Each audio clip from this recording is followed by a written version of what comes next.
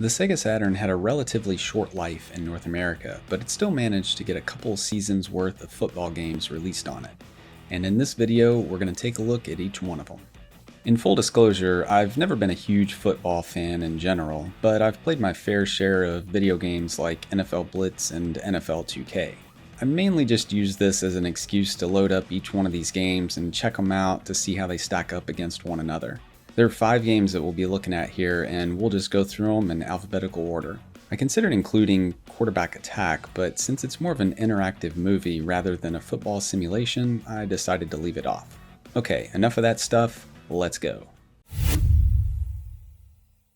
The first game on our list is Madden NFL 97. This is the first of 2 Madden games on the Saturn and the first multi-platform entry in the series that was released for 32-bit consoles. It offers all of the requisite features that one could expect from an EA Sports title in 1996, including a full season mode, Pro Bowl, the ability to create and trade players, a TV-style presentation, and so on. The first thing I noticed when I loaded this one up is that it seemed really polished for a nearly 30-year-old game. After hitting the field, the game just ran so smooth compared to other sports games from this era. The frame rate is solid, the graphics are crisp, the controls are responsive, and, well, the game is pretty fun. One minor quibble I have, and it's hard to fault the game for this considering its age, is that it seems to be a little lacking in the play-by-play department.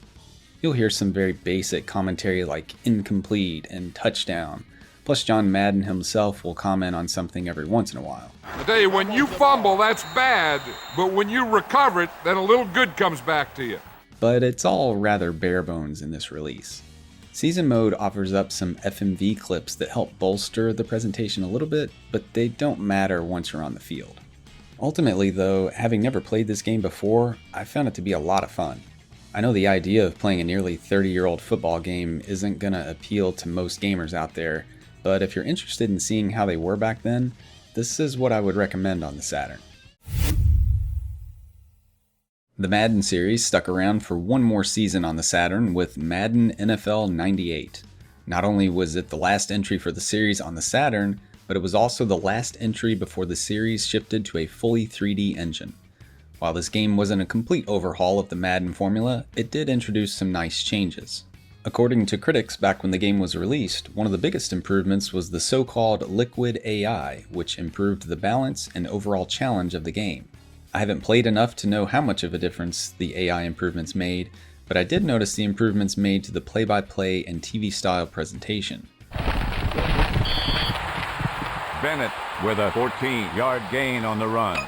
While it's still a bit primitive compared to modern football games, Madden NFL 98 has much more frequent commentary and things look and feel a bit more realistic this time around.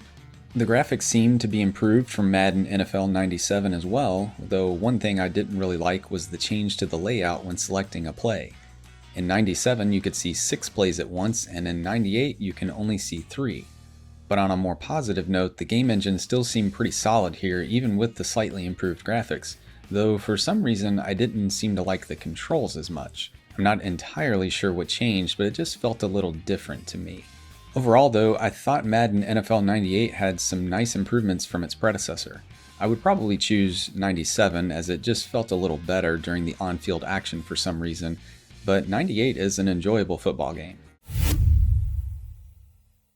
Next up we have NFL 97, which also happens to be the only football game published by Sega on the Saturn. This is somewhat surprising considering Sega had published a variety of football games on the Genesis. From what I've gathered online, NFL 97 had a relatively bumpy development and bounced around publishers until finally landing with Sega. The developers would go on to release a follow-up called Jimmy Johnson's VR Football 98, which ironically would be an exclusive on the PlayStation the following year. Anyways, NFL 97 is about as basic as it gets in terms of football games. It has the standard exhibition and season modes, plus a play editor, but it doesn't really bring anything new to the table. The menus are very basic, and my initial impression was that it's hard to believe it was released around the same time as Madden NFL 97. But hey, menus aren't that important, what counts is the actual football gameplay, right? Well, unfortunately, NFL 97 is once again very basic. Sure, it's football, and I suppose it plays okay and all, but it doesn't do anything special. The controls are quite sluggish, especially compared to the Madden games, and the graphics seem choppy. There's hardly any semblance of a TV-style presentation here, though it did have what I assume was a PA announcer who would recap the action.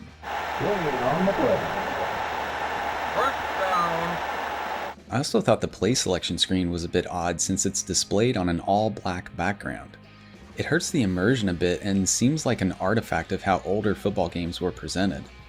It's also a little odd in that it automatically runs down the clock after you select a play, once again hurting the immersion, but mercifully it helps speed up the game and offset the sluggish controls. NFL 97 received a negative reception when it was released, and after playing it for a bit, I can kind of understand why.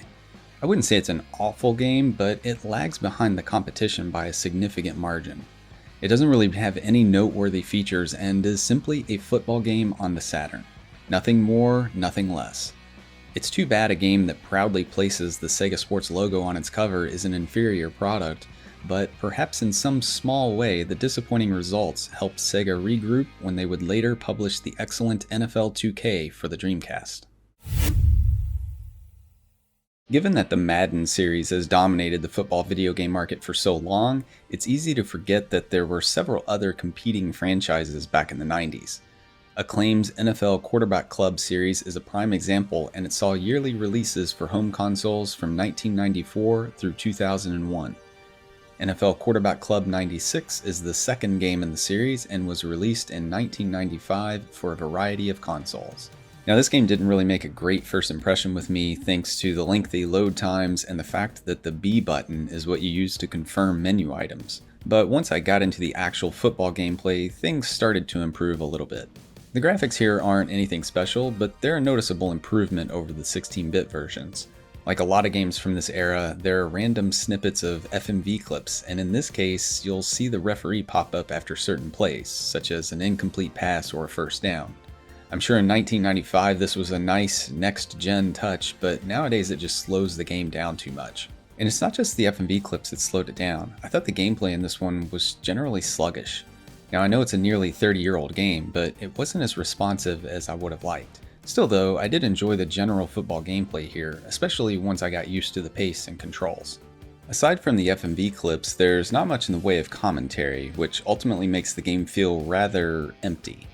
The other sounds are mostly play calls, grunts, whistles, and a constant crowd noise in the background. It's all serviceable, I suppose, especially considering this was released in 1995, but at the time, sports games in general were on the verge of making some great improvements in this area. NFL Quarterback Club 96 does have a couple of nifty ideas up its sleeve that help offset some of its presentation deficiencies. First off, there's a simulation mode that offers 50 different situations from NFL history and lets you play them out. Each one has some text explaining the situation, and then it's up to you to see if history can repeat itself. I thought this was a pretty cool and unique feature and certainly offers an extra challenge beyond trying to win the Super Bowl in season mode. Additionally, there's an option to customize your own situations, which is a nice bonus as well, though the built-in scenarios are likely to keep you busy for a while. The other neat thing is that it offers a smart defense option when selecting the play you want to run. I don't exactly know how it determines what play to select, but it seemed to work well enough for me. As someone who knows basically nothing about football play calling, I thought it was a nice touch and certainly helped speed things up.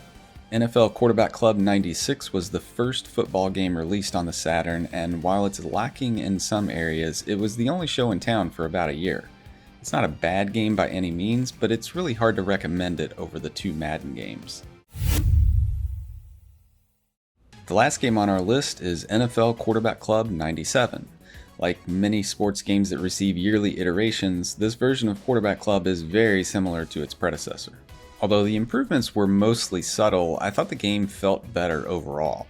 The sluggish controls and general pace of the game seemed to be slightly improved, though it still took me about the same amount of time to play a full game. The graphics are better, but the frame rate seems like it might be a little slower from the previous game. One nice improvement is that you can select from 4 plays instead of just 3.